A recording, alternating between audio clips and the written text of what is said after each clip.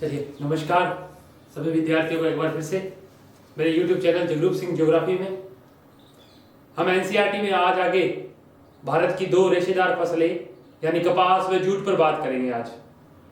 तो विभाजन का सबसे ज्यादा इम्पैक्ट जिन दो फसलों पर पड़ा वो कपास और जूट है। अगर आप भारत से पाकिस्तान 47 में जब अलग हुआ उस समय भारत का ज्यादातर कपास का एरिया जो है वो पश्चिमी पाकिस्तान यानी वहां चला गया, जबकि बांग्लादेश के आजाद होने के समय हमारा जूट का लगभग 80% एरिया जो कि बांग्लादेश चला गया। तो दोनों ऐसी फसलें जो कि एक उत्तरी पश्चिमी भारत की प्रमुख फसल हुआ करती थी और जूट जो कि पूर्वी भारत की प्रमुख फसल हुआ करती थी, इन दोनों का आजादी के बाद इनका काफी एरिया जो है वो भारत से लेफ्ट हो गया। फिर भी अगर हम आजादी के बाद से लेकर आज तक की भारत की बात करें तो कपास के उत्पादन में लगातार वृद्धि होती आई है। हमने अपने कपास के एरिया को दक्षिणी भारत की ओर भी खिसका लिया, क्योंकि सूती वस्त्र उद्योग के लिए एक आवश्यक प्रकार की कंडीशन यानी आर्द्र जलवायु जो है वो दक्षिणी भारत में अधिक पाई जाती है, जबकि उत्तरी भारत में शुष्कता कम होने के कारण वहां सूती वस्त्र उद्योग जो है उसमें कमी आती गई। तो आज कपास व जूट पर बात करेंगे, किस प्रकार की फसलें हैं। पहले बात करते हैं कपास पर। और कपास आजादी से पहले ब्रिटेन वासियों ने भारत से इसको अत्यधिक मात्रा में अपने वहां निर्यात किया। और आप दुनिया में अगर मैनचेस्टर को देखेंगे, लिवरपूल को देखेंगे जो कि सूती वस्त्र के प्रमुख केंद्र हैं, वो भारत से आयातित कपास पर ही चले। इसके अलावा बोस्टन जो यूएसए में है वो भी कपास के यानी से कपड़े बनाने के लिए विश्व प्रसिद्ध केंद्रों में से एक है। हम सिर्फ फसल पर बात करने वाले हैं, कपास। तो पहले कपास के कुछ बिंदुओं पर बात करते हैं। क्या प्रमुख बिंदु है? कपास भारत में खरीफ की ऋतु में बोई जाती है, तो खरीफ की ऋतु की फसल है ये। कपास खरीफ की ऋतु की फसल है भारत के अंदर, और सामान्य तौर पर भारत का ये मूल पौधा है। भारत का मूल पौधा है कपास।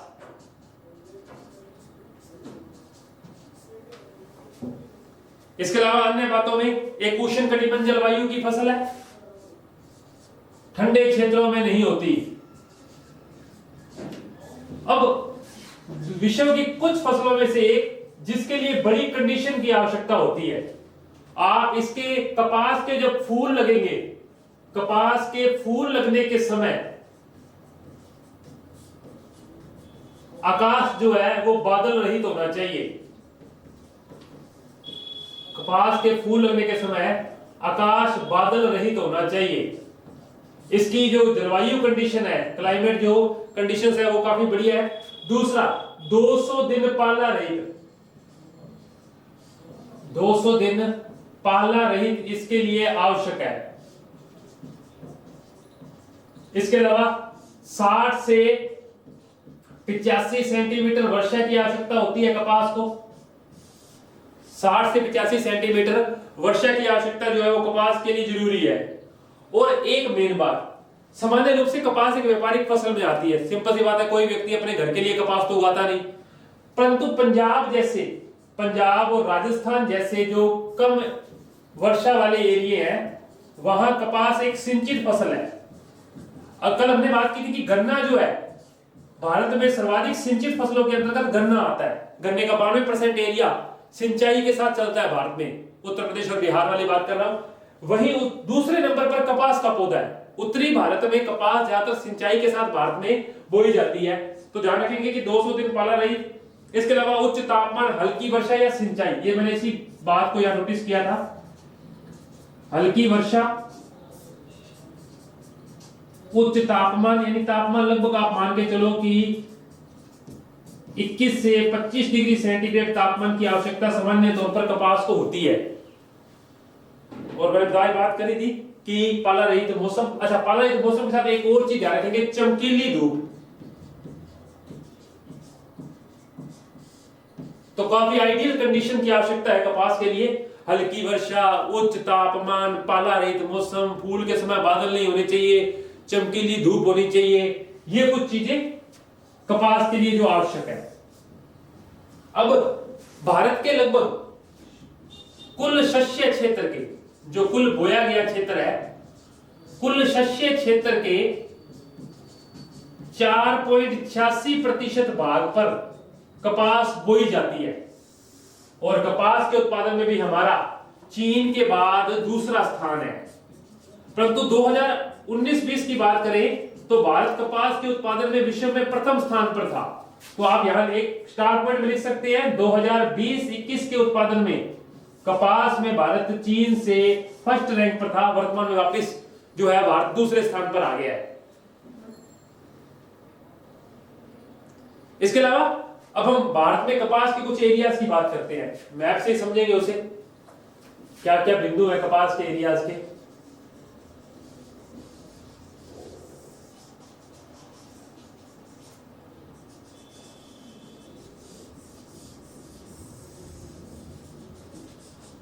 चलिए, पहले तो उत्तरी पश्चिमी भारत, हरियाणा, पंजाब और उत्तरी राजस्थान।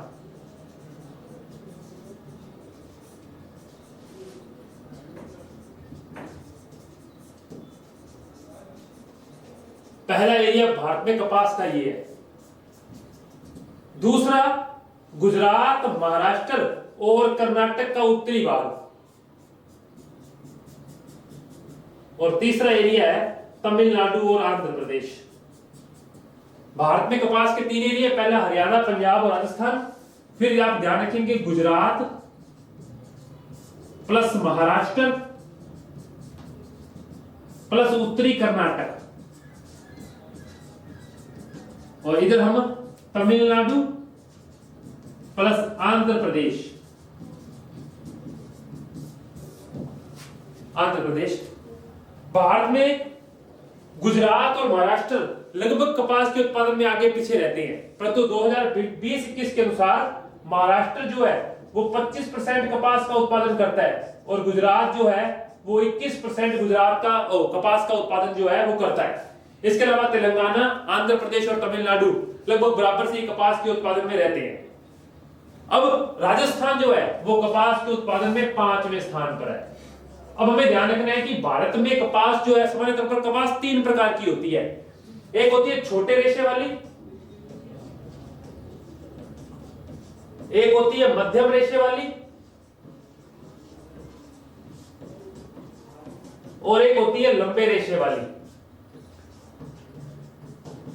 छोटे रेशे वाली कपास जो है उसको सामान्य तौर पर भारतीय कपास भी कहा जाता है, जबकि लंबे रेशे वाली कपास को अमेरिकन कपास कहा जाता है। और इसी अमेरिकन कपास को नॉर्दर्न इंडिया में नरमा कहा जाता है। इसी जो अमेरिकन कपास है लंबे रेशे वाली, इसका रेशा 1.5 मीटर से लंबा होता है सामान्य तौर पर, तो इनका 1.5 से 2.5 मीटर तक का रेशा होता है। इस रेशे को बोलते हैं अमेरिकन कपास और इसे उत्तरी पश्चिमी भारत में सामान्य तौर पर नरमा जो है वो कहा जाता है। ये बात आप याद रखेंगे।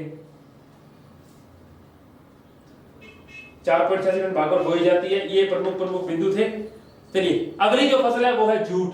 जैसे हमने बात की, अच्छा कभी भारत में कराची बंदरगाह कपास के निर्यात के लिए प्रसिद्ध हुआ करता था आजादी से पहले, परंतु वर्तमान में गुजरात का कांडला बंदरगाह कपास के निर्यात के लिए प्रसिद्ध माना जाता है। चलिए अगली फसल पर बात करते हैं जिसका नाम है जूट। सबसे पहले एक बात याद रखनी है, जूट की एक किस्म है मेस्टा। मेस्टा जूट की एक किस्म है। जूट के लिए क्या चीज जरूरी है? जूट के लिए समतल निम्न ज्वारीय भूमि, समतल निम्न ज्वारीय भूमि यानी जो पानी में डूबी हुई है। और सामान्य रूप से भारत में जो 2 प्रकार की ज्वारीय भूमि है, चर और बिल, वो प्रयोग में लाई जाती है जूट को धोने के लिए या जूट के उत्पादन के लिए। तो समतल निम्न ज्वारीय भूमि अत्यधिक पानी की आवश्यकता होती है क्योंकि रेशा जो है मोटा होता है, अत्यधिक जल की आवश्यकता होती है। सामान्य रूप से थैले, बोरे, चटाइयां, इनके निर्माण में जूट का प्रयोग जो है वो किया जाता है।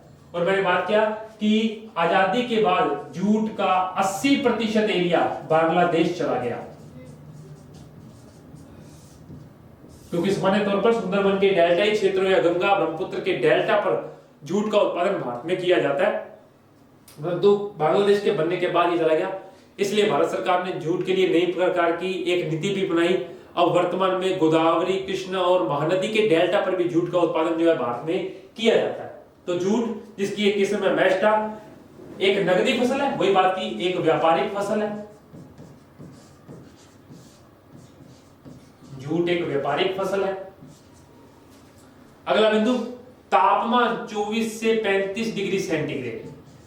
अब आपको एक बात ध्यान रखनी है, दो फसलें ऐसी हैं जिनको अत्यधिक तापमान की आवश्यकता होती है, एक बाजरा और एक जूट। उसके लिए 25 से 35, इसके लिए 24 से 35 तापमान की आवश्यकता होती है।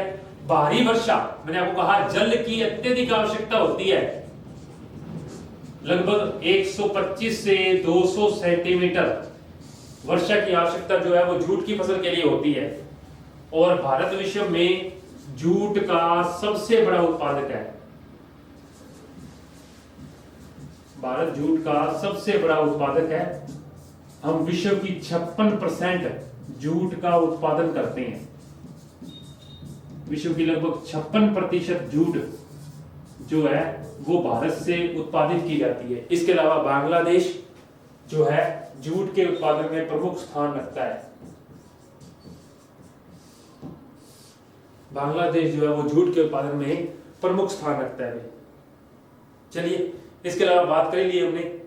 अब वर्तमान में सर्वाधिक जूट का उत्पादन भारत में पश्चिम बंगाल से होता है, क्योंकि वही डेल्टा वाला एरिया है। भारत की 78% जूट पश्चिम बंगाल से उत्पादित की जाती है।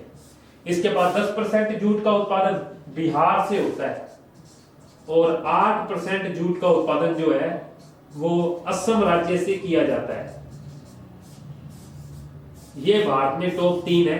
इसके अलावा मैंने बात की कि वर्तमान में कृष्णा, कावेरी, महानदी और गोदावरी में भी जूट का उत्पादन किया जाता है, जो लगभग भारत का 2 से 3% जूट उत्पादित करते हैं। यहां भारत सरकार नीति को लाकर जूट को प्रोत्साहन दे रही है। ये हमारे लिए दो जो रेशेदार फसलें हैं, कपास और जूट, हमारी जो फसलें हैं वो पूरा बिंदु जो है वो कंप्लीट हो गया है। अब हमारा कृषि में एक ही बिंदु रहता है, भारत में कृषि की समस्या है, वो हम अगली कक्षा में इस पर चर्चा करेंगे। तब तक के लिए धन्यवाद।